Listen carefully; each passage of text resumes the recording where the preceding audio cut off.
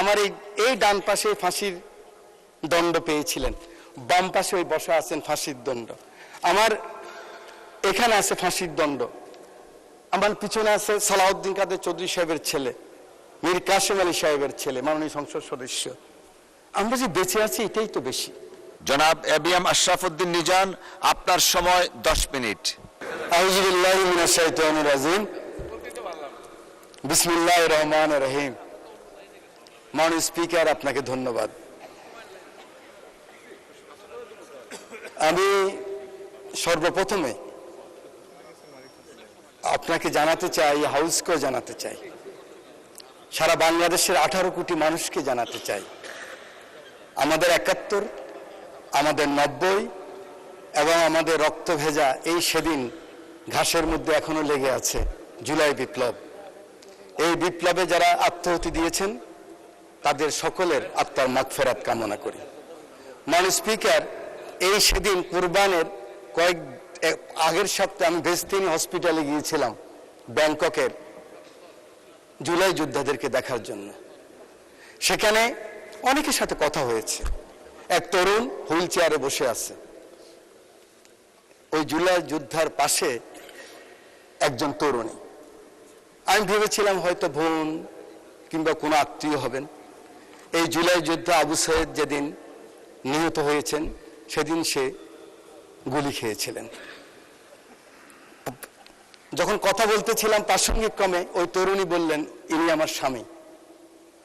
আমি বললাম, কবে বিয়ে হয়েছেন? বলে যে 36 জুলাইয়ের পরে।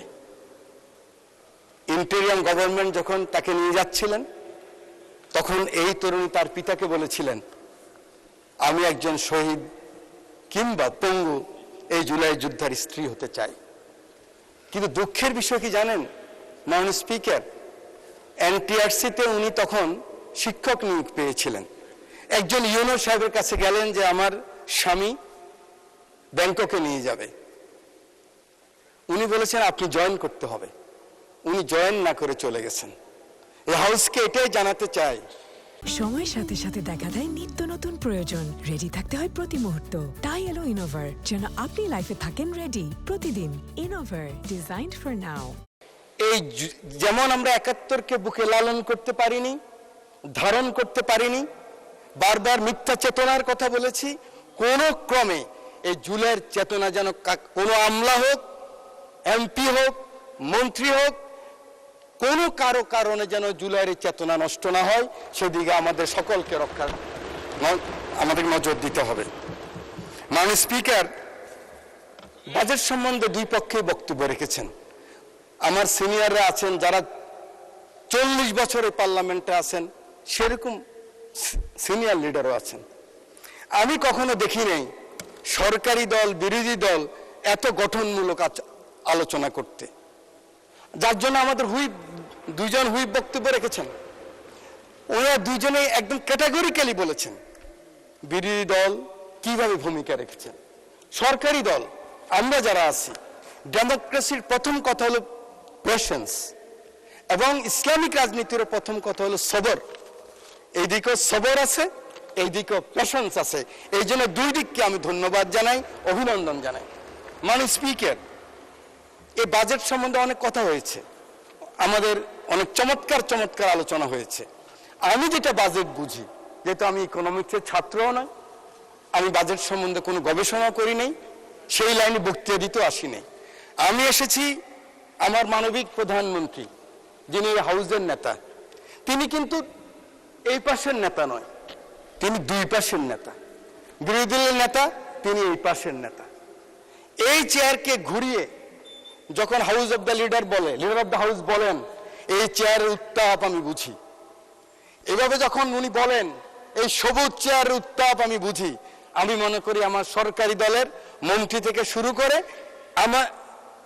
আমার মতো হুইপ বা এমপি পর্যন্ত ওনার অ্যাটিটিউড কি আমরা বুঝি, আপনারা নিশ্চয়ই বোঝেন। উনি যখন বলেন 36 জুলাইয়ের পরে 37 জুলাইতে উনি যখন পল্টনের জনসভায় বলেন, আমরা এমন কোনো কাজ করব না যে কাজে অন্য ক্ষতিগ্রস্ত হয়। কোট, উনি বলেছেন আমরা আমাদের কোনো প্রতিহিংসার কারণে, কোনো হিংসার কারণে যদি অন্য ক্ষতিগ্রস্ত হয়, তাহলে আমাদের যে মিশন, আমাদের যে এই যে জুলাই যে আকাঙ্ক্ষা, সে আকাঙ্ক্ষা পূরণ হবে না, আনকোট। সেদিনই বাংলাদেশের বিএনপি এবং জোটের এবং আমরা যারা আছি সবাই আমরা বুঝে গিয়েছি আমরা কি চাই। এই পার্লামেন্টে এই চেয়ারে বসে তোফায়েল আহমদ সাহেব মরহুম উনি বলেছিলেন, বিএনপি জামাত যদি কোনো কারণে আল্লাহ না করুক ক্ষমতায় আসে, সাথে সাথে 500,000 পিপল খুন হয়ে যাবে। আপনারা জানেন আমাদের এই দল এই পাশ বা এই পাশের কারো নেতৃত্বে আওয়ামী লীগের ফ্যাসিস্টদের কেউ হত্যা হয় নাই, খুন হয় নাই। মাননীয় স্পিকার, আমাদের ভাগ্য আমরা একজন মানবিক লিডার অফ দ্য হাউস পেয়েছি। আমাদের ভাগ্য আমরা একজন এরকম ধৈর্যবান সুন্দর কথা বলার বিরোধী দল নেতা পেয়েছি। আমরা আরো বেশি ভাগ্যবান, আমরা একজন ডেমোক্রেট লিবারেল ফাইন্যান্স মিনিস্টার পেয়েছি। ভয় কি আমাদের? আমাদের কোনো ভয় নেই, আমরা এগিয়ে যেতে পারবো, সামনে যাব। শুধু আমাদের প্রয়োজন আমরা ঐক্যবদ্ধ আছি কিনা, জাতীয় ঐক্যের ব্যাপারে আমরা একমত আছি কিনা, আমাদের সভরেন্টির ব্যাপারে, স্বাধীনতার ব্যাপারে, সার্বভৌমত্বের ব্যাপারে আমরা একমত আছি কিনা। এখানে যদি থাকি কোনো অপশক্তি আমাদেরকে নিঃশেষ করতে পারবে না, ধ্বংস করতে পারবে না। মাননীয় স্পিকার, মাননীয় স্পিকার, আমি শুধু বলতে চাই এই সংসদে আমরা যারা এসেছি 300 জন আমরা ভাগ্যবান। আমাদের নারী সদস্য এসেছে 50 জন, সবাই মিলিয়ে আমরা ভাগ্যবান। কিন্তু আমাদেরকে গত 17 বছর যারা বুদ্ধি দিয়ে, যুদ্ধ দিয়ে, অ্যাক্টিভিজম করে, হিউম্যান রাইটস করে, ওনারা অনেকেই তো আসতে পারেন নাই। ওনাদেরকে আজকে এই মহান সংসদ থেকে আমি অভিনন্দন জানাই, ধন্যবাদ জানাই। আমি একটি কথা বলতে চাই মাননীয় স্পিকার, আমার বারবার এই কথাটুকু মনে পড়ে, যেহেতু আন্দোলন সংগ্রামে আপনাদের সাথে ক্ষুদ্র কর্মী হিসাবে ছিলাম। আওয়ামী বুদ্ধিজীবীরা কোথায়? আপনারা কি মনে করেন ওনারা চলে গেছেন? ওনারা কিন্তু ওনাদের মনোজগতে এখনো সেই কথাই আছে। কিন্তু আমাদেরকে যারা সাহায্য করেছিলেন, এই এত লিমিটেশনের মধ্যেও যারা টেলিভিশনে কথা বলেছেন, বিবৃতি করেছেন, বক্তৃতা করেছেন, সেমিনার এসেছেন, সেমিনার আসতে ভয় পেতেন, আমি কিন্তু ওনাদেরকে ভাগ করে ফেলছি। আমি চাই যে ওনাদেরকে আমরা ডাকি, আমাদের লিডার অফ দ্য হাউসের কাছে আমরা নিয়ে আসি, এক কাপ চা খেলে ওনারা খুশি হবে, সেই ব্যবস্থা আমাদের সিনিয়র লিডাররা করবেন। মাননীয় স্পিকার, আমার এই ডান পাশে ফাঁসির দণ্ড পেয়েছিলেন, বাম পাশে ওই বসা আছেন ফাঁসির দণ্ড, আমার এখানে আছে ফাঁসির দণ্ড, আমার পিছনে আছে সালাউদ্দিন কাদের চৌধুরী সাহেবের ছেলে, মীর কাসেম আলী সাহেবের ছেলে, মাননীয় সংসদ সদস্য। আমরা যে বেঁচে আছি এটাই তো বেশি।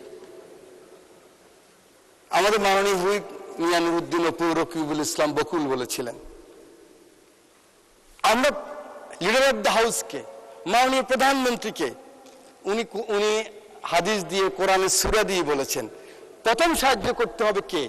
প্রথম সাহায্য করতে হবে আমরা যারা এই পাশে বসে আছি, আমরা যারা ক্যাবিনেটে আছি, আমরা যারা ওনার পাশে থাকি, আমরা প্রথম সততার সাথে, নিষ্ঠার সাথে আমরা শপথ গ্রহণ করতে হবে যে না, এমন কোন কাজ আমরা করব না যেই কাজে বিএনপি এবং বিএনপির নেতা মানুষের কাছে কখনো অপমানিত হন।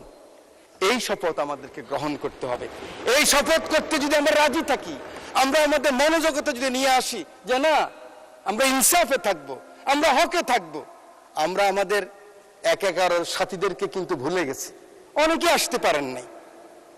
আমরা গত 17 বছর মাননীয় মহাসচিব মহোদয় রাস্তায় কান্না করেছেন, ওরা কিন্তু এখনো ঘুরছে, কিন্তু ওদের কোনো আস্থার জায়গা নেই।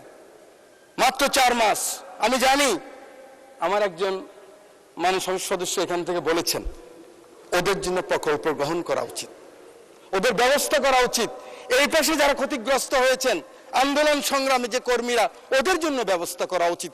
তখনই হবে আমার নেতা তারেক রহমানের সবার উপরে বাংলাদেশের যে আকাঙ্ক্ষা, সে আকাঙ্ক্ষা পূরণ হবে। আমার বক্তব্য শেষ। আমি শুধু আমার রামগতি কমলনগরের অসহায় মানুষ যে সমর্থন দিয়ে কষ্ট করে আমাকে বারবার এই সংসদে পাঠিয়েছেন, মহান রব্বুল আলামিনের কাছে শুকরিয়া। আমি কিন্তু একবারও পরাজিত হই নাই, যে এই ভোটে পরাজিত হচ্ছে এই ভোট আমি করিও না, আমায় করতে দেওয়া হয় নাই। মাননীয় মহাসচিব আছেন, উনি লিখে দিচ্ছেন। অতএব 14 মাস কাজ করেছি। মহাসচিব বলেছে এত কাজ করেন কেন আপনি? আপনি তো এমনিই পাস করবেন, কেন যাননি? যান। মহিলাদের সাথে 31 দফা নিয়ে 14 মাস কাজ করেছে আমার বন্ধু শহীদুদ্দিন চৌধুরী এনি। ধন্যবাদ মাননীয় সদস্য, ধন্যবাদ মাননীয় সদস্য।